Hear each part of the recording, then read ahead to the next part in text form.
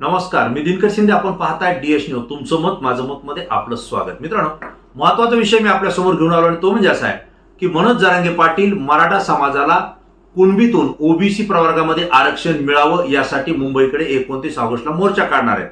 आणि या मोर्चामध्ये महाराष्ट्रातल्या प्रत्येक कानाकोपऱ्यातून हजारो नव्हे लाखो नव्हे तर कोट्यवधी मराठा समाज हा मुंबईकडे रवाना होणार आहे. विशेष म्हणजे मराठा बांधव 29 ऑगस्टची तयारी करतायत, पण तत्पूर्वी 27 ऑगस्टला जरांगे पाटील हे आंतरवाली सराटी या ठिकाणाहून मोर्चाला सुरुवात करणार आहेत. त्यामुळे हजारो गाड्या या आंतरवाली सराटीकडे राज्यभरातून त्या ठिकाणी येणार आहेत. परंतु येत असताना मला आपल्याला आवर्जून सांगायचं आहे की मराठा समाज हा शेतकरी आहे आणि शेतकरी आहे म्हणजेच तो कुणबी आहे आणि कुणबी आहे म्हणून तो ओबीसी प्रवर्गात आरक्षण मागतोय. या शेतकऱ्यांमध्ये अत्यंत गरीब परिस्थिती असलेले शेतकरी बांधव सुद्धा आहेत, परंतु ते सुद्धा आपले काम धंदे सोडून किंवा शेतीची कामं सोडून आता मुंबईकडे निघण्याच्या तयारीत आहेत. दुसरी परिस्थिती अशी आहे की पाऊस काळ आहे, पाऊस पडलेला आहे, पीकही चांगलं जोमात आलेलं आहे आणि आता शेतकरी बांधवांना सुद्धा काही दिवस विश्रांती मिळणार आहे. अशा स्थितीमध्ये आता आपण जरांगे पाटलांच्या सोबत मुंबईला जरी आंदोलनात गेलो तरी आपलं काम बंद पडणार नाही, ठप्प होणार नाही याची सुद्धा आता खात्री शेतकऱ्यांना वाटते. आणि त्यामुळे शेतकरी असतील, नोकरदार असतील, वेगवेगळे व्यवसाय करणारे असतील किंवा नोकरदार वर्ग असेल जो मराठा समाजातून येतो तो सगळ्याची सगळ्या जरांगे पाटलांच्या सोबत मुंबईकडे रवाना होणार आहे. यासाठी ज्या गाड्या आहेत, मी अनेक ठिकाणी भेट दिली, अनेक गावांमध्ये मी पाहिलं की मराठा बांधवांनी ट्रॅक्टरच्या ट्रॅल्या घेतलेल्या आहेत आणि ट्रॅक्टरच्या ट्रॅलीला त्या ठिकाणी पिण्याच्या टाकी किंवा सांडपाण्याची टाकी ही त्या ठिकाणी उभा केलंय. प्रत्येक गाड्यांमध्ये मोबाईल चार्जरची व्यवस्था त्या ठिकाणी करण्यात आली आहे. बॅटरी सगळ्यांनी सोबत घेतलेली आहे. आणि विशेष म्हणजे ज्यांना जरांगे पाटलांच्या सोबत मुंबईमध्ये आमरण उपोषणाला बसायचंय किंवा आंदोलनासाठी बसायचंय त्यांनी आपल्या सोबत 8-10 दिवस नव्हे तर 1 महिना पुरेल एवढं अन्नधान्य सुद्धा सोबत घेण्याची तयारी सुरू केलेली आहे. ज्यांना 8-10 दिवसाचं अन्नधान्य सोबत घेता येईल त्यांनी आपल्या पाठीमागं आपल्या गावामध्ये जी मंडळी राहिलेली आहे ती मंडळी आपल्यासाठी अन्नधान्य घेऊन पुन्हा मुंबईकडे येतील आणि ते आपल्याला त्या ठिकाणी त्याचा पुरवठा करतील. असे सुद्धा नियोजन आणि एक सोय या ठिकाणी केलेली ती आपल्याला दिसते. दुसरा भाग असा आहे की त्या ठिकाणी राहत असताना पावसाचे दिवस आहेत, त्यामुळे छत्र्या आहेत, टेंट आहेत, मेन कापडी जे काही कोट आहेत ते सुद्धा कोट घेतलेले आहेत, वॉटरप्रूफ जे कपडे आहेत ते सुद्धा घेतलेले आहेत. आणि विशेष म्हणजे त्या ठिकाणी राहत असताना आपल्याला टेंट उभा करावं लागतील म्हणून अनेकांनी ताडपत्र्या सुद्धा मोठमोठ्या घेतलेल्या या ठिकाणी पाहायला मिळत आहेत. म्हणजे एकंदरीत मराठा समाजाच्या या आंदोलनाची तयारी जर पाहिली तर ही युद्ध पातळीवर तयारी आहे आणि एक मोठं कुठेतरी युद्ध आपण लढतोय. ही लढाई आपली शेवटची आहे, या अंतिम लढाई अशा पद्धतीची भावना मराठा समाजामध्ये कानाकोपऱ्यात गाव पातळीवरती ही पसरलेली आहे. आणि जरांगे पाटील जर आपल्यासाठी, आपल्या आरक्षणासाठी जर स्वतःचा जीव धोक्यात घालून बलिदान देण्याची भाषा करत असतील तर त्यांना खंबीरपणे साथ देणं हे सुद्धा आपलं कर्तव्य आहे असं समजून मराठा समाज या आंदोलनामध्ये सहभागी होतोय. मला आपल्याला आवर्जून सांगायचं, ज्यांच्याकडे गाड्या आहेत त्यांनी तर आपापल्या गाड्या घेतलेल्या आहेत, पण आपल्या गाडीमध्ये आणखी कुणाला नेता येईल का त्याची सुद्धा यादी तयार करून ही सगळीची सगळी गाव पातळीवरती याद्या तयार केलेल्या आहेत. जे मराठा स्वयंसेवकाच्या नोंदी गाव पातळीवर 2, 3, 4 अशा पद्धतीच्या ज्या झालेल्या आहेत त्यांच्याकडे आपल्या गावातून, आपल्या परिसरामधून कोण कोण मंडळी मुंबईकडे रवाना होणार आहे त्यांचे नाव असतील, मोबाईल असतील हे सुद्धा त्या ठिकाणी जमा करण्यात आलेले आहेत. म्हणजे जरी एनकेन प्रकारे कुणाला जर अडचण आली आणि तो व्यक्ती कुठे हे जरी शोधायची परिस्थिती आली, अशी वेळ जर आली तर त्या ठिकाणी त्याचा संपर्क तात्काळ व्हावा किंवा त्याच्यापासून जी काही अडचण आली असेल तर त्याला सुद्धा आपली अडचण कळवता यावी यासाठी पूर्ण नियोजन मराठा स्वयंसेवकांनी त्या ठिकाणी केलेले आहे. त्यामुळं ही परिस्थिती पाहत असताना ज्यांच्याकडे वाहनं नाहीयेत, गाड्या नाहीयेत, त्यांनी किरायानं गाड्या केलेल्या आहेत आणि किरायानं गाड्या करत असताना स्वतःच्या खिशातले पैसे घातलेले आहेत. मी आवर्जून सांगतो की कुठल्याही आंदोलनामध्ये ज्यावेळेस तो आंदोलन करता स्वतः झळ सहन करतो, स्वतःच्या खिशातून 2 रुपये आंदोलनासाठी खर्च करतो, आपला वेळही देतो, त्यावेळेस ते आंदोलन अत्यंत तीव्र असतं, ते दीर्घकालीन टिकणार असतं आणि जोपर्यंत मागण्या मान्य होत नाही तोपर्यंत आपला जीव गेला तरी चालेल, मागे हटायचं नाही या ठाम विश्वासानं ते आंदोलन सुरू झालेलं असं माझं मत आहे. आणि त्यामुळे महाराष्ट्रातला जो काही मराठा बांधव असतील किंवा अनेक वेगवेगळ्या जाती धर्माचे लोक आहेत, जे ओबीसी प्रवर्गामध्ये येणारे अनेक जातीचे लोक सुद्धा आहेत की ते जरांगे पाटलांना पाठिंबा देण्यासाठी या ठिकाणी येत आहेत, त्यांनी सुद्धा वाहनं केलेली आहेत. परंतु ही सगळी गरज परिस्थितीची जी मंडळी आहे जी वाहनं घेऊन किंवा गाड्या घेऊन मुंबईकडे येणार आहेत, मग याच्यामध्ये जर आपण विचार केला तर अमरावती असेल, नागपूर असेल, वर्धा असेल, धुळे असेल, सोलापूर असेल, सांगली असेल, त्यानंतर इकडं नांदेड असेल, तिकडं जळगाव असेल, बीड जिल्हा असेल, छत्रपती संभाजीनगर, जालना या जिल्ह्यामधून जे मुंबईकडे गाड्या येणार आहेत या गाड्यांना मुंबईपर्यंत येण्यासाठी अनेक टोल क्रॉस करावं लागणार आहे आणि हे टोल क्रॉस करत असताना त्याच्यावरती टोलही भरावं लागणार आहे आणि मग आपल्या जिल्ह्यापासून आपल्या गावापासून मुंबईपर्यंत पोहोचत असताना आणि परत जात असताना जवळपास 2 ते 2.5 हजार, काहींना 3,000 टोल सुद्धा त्या गाड्यांना भरावा लागणार आहे. परंतु तो टोल भरण्याची तयारी सुद्धा या मराठा आंदोलकांनी त्या ठिकाणी केलेली आहे, मोर्चेकऱ्यांनी केलेली आहे. परंतु परिस्थिती एक गोष्ट अशी आहे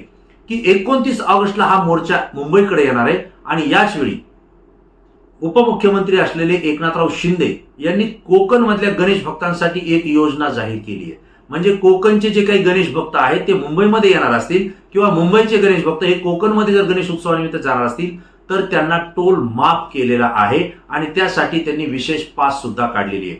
23 ऑगस्ट ते 8 सप्टेंबर पर्यंत हा जी काही ही पास देण्यात येणार आहे आणि या कालावधीमध्ये जे गणेश भक्त कोकणमध्ये जाणार आहेत येणार आहेत त्या दोन्हीसाठी ही पास उपयोगी येणार आहे आणि त्यांना टोल माफ होणार आहे. ही घोषणा उपमुख्यमंत्री एकनाथराव शिंदे यांनी कोकणसाठी केलेली आहे. आता तीच घोषणा जर मराठा आंदोलक हे गणेश भक्त म्हणून जर मुंबईमध्ये येणार असतील तर मग तो मराठवाडा असेल, पश्चिम महाराष्ट्र असेल, खानदेश असेल किंवा उत्तर महाराष्ट्र असेल या भागातल्या लोकांना सुद्धा मुंबईमध्ये येण्यासाठी आणि परत जाण्यासाठी एक गणेश भक्त म्हणून त्यांना टोल माफ करावा लागेल. त्यांना सुद्धा तशाच पास एकनाथराव शिंदे यांना द्याव्या लागतील, सरकारला द्याव्या लागतील अशी परिस्थिती आहे.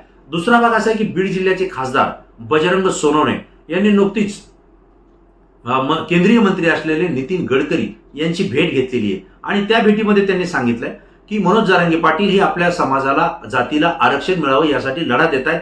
मुंबईमध्ये ते मोर्चा काढतायत आणि या मोर्चामध्ये सहभागी होण्यासाठी गोरगरीब कुटुंबातले मराठा समाज बांधव आणि इतर बांधव हे मुंबईकडे जाणार आहेत, त्यांच्या गाड्या घेऊन जाणार आहेत आणि त्यामुळे त्यांच्या खिशाला टोल भरणं हे परवडणार नाहीये. एक सामाजिक आंदोलन होत असेल तर त्या पद्धतीनं त्यांना सुद्धा टोल माफ करावा अशी मागणी बजरंग सोनवणे यांनी नितीन गडकरी यांच्याकडे केलेली आहे. आता गडकरी साहेब यावर काय निर्णय घेतील हा तर विषय आहेच आणि कदाचित त्यांना सुद्धा टोल माफ मुंबईपर्यंत 29 ऑगस्टला करावा लागणार आहे हे सुद्धा मला या ठिकाणी वाटतंय. पण दुसरा भाग एक महत्वाचा असा आहे की केरळच्या उच्च न्यायालयानं एक निकाल दिला होता की ज्या ठिकाणी रस्त्यामध्ये ट्रॅफिक आहे, म्हणजे रस्ते जर त्या ठिकाणी वाहतूक कोंडी जर झाली असेल किंवा त्या रस्त्यावरती जर खड्डे पडले असतील तर त्या ठिकाणी त्या प्रवाशांकडून टोल नाक्याला टोल घेता येणार नाही आणि त्यांना ते टोल मागू शकत नाही.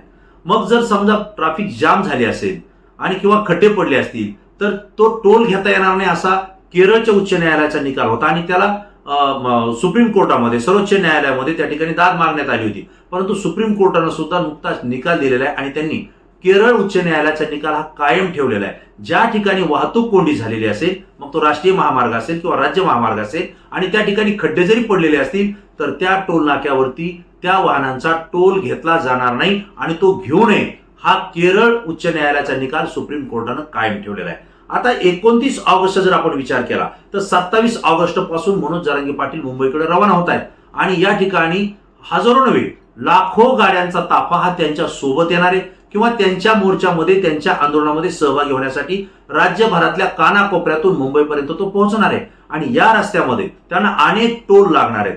जर ह्या लाखोच्या संख्येनं गाड्या जर त्या टोल नाक्यावर येत असतील आणि त्या ठिकाणी जर टोल माफ झाला नसेल आणि टोल घ्यायचाच असेल तर एका गाडीला 1-2 मिनिट जरी लागले, 3 मिनिट जरी लागले तर त्या ठिकाणी रस्त्यामध्ये ट्रॅफिक जाम होणार आहे.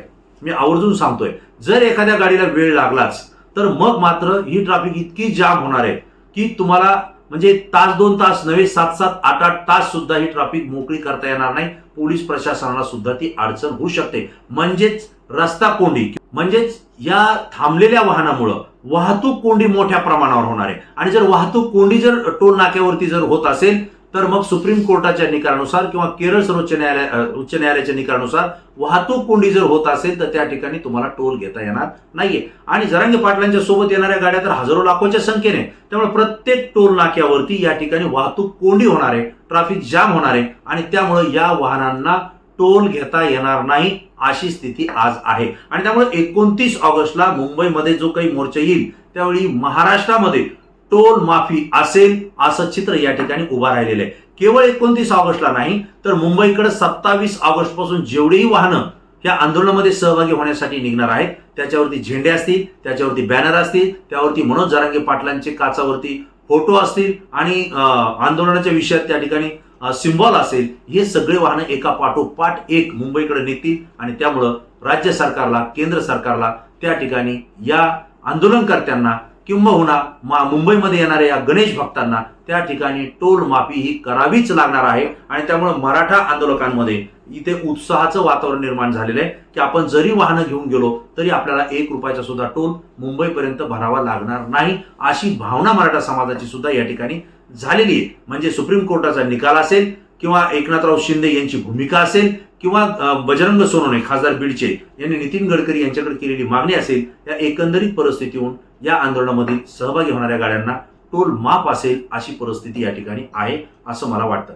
दुसरा भाग असा आहे, जर टोल माफ झालाच नाही आणि हे वाहनं जर एवढ्या हजारोच्या संख्येनं टोल नाक्यावर जर आली तर टोल नाक्यावाले सुद्धा यांच्याकडून टोल वसूल करू शकणार नाही अशी परिस्थिती आहे. कारण ही हजारो नव्हे तर लाखोंची गर्दी त्या टोल नाक्यावर होणार आहे. तुम्ही कोणत्या कोणत्या वाहनाला अडवाल, कोणत्या रस्त्यानं सोडाल, कारण एवढी वाहनं पटापट जाणं खूप गरजेचं आहे. कारण मुंबई शहर ही देशाची आर्थिक राजधानी आहे, महाराष्ट्राची राजधानी आहे आणि त्या भागामध्ये येणारी वाहतूक ही खूप मोठ्या प्रमाणावर असते आणि या आंदोलनाच्या दृष्टीने ती अधिक मोठ्या प्रमाणावर असेल. मित्रांनो, महाराष्ट्र सरकारनं किंवा केंद्र सरकारनं आंदोलन करत मराठा समाजाचं आंदोलन सुरू असताना टोल माफी करणं गरजेचं आहे का? सरकार टोल माफी करेल का? तुम्हाला काय वाटतंय? आणि जर टोल माफी केली नाहीच तर मराठा आंदोलकांना या सुप्रीम कोर्टाचा निकाल आणि एकनाथराव शिंदे यांची जी भूमिका आहे याचा फायदा होऊन राज्यामध्ये टोल माफ होईल का? तुम्हाला काय वाटतंय? तुमची प्रतिक्रिया तात्काळ द्या, कारण तुमची प्रतिक्रिया संपूर्ण महाराष्ट्रातून असते, ती अत्यंत अभ्यासू असते, पण आमच्यासाठी महत्वाची असते. मित्रांनो, पुन्हा नवीन विषय नवीन मुद्दा घेऊन आपल्या समोर येईल. तोपर्यंत धन्यवाद.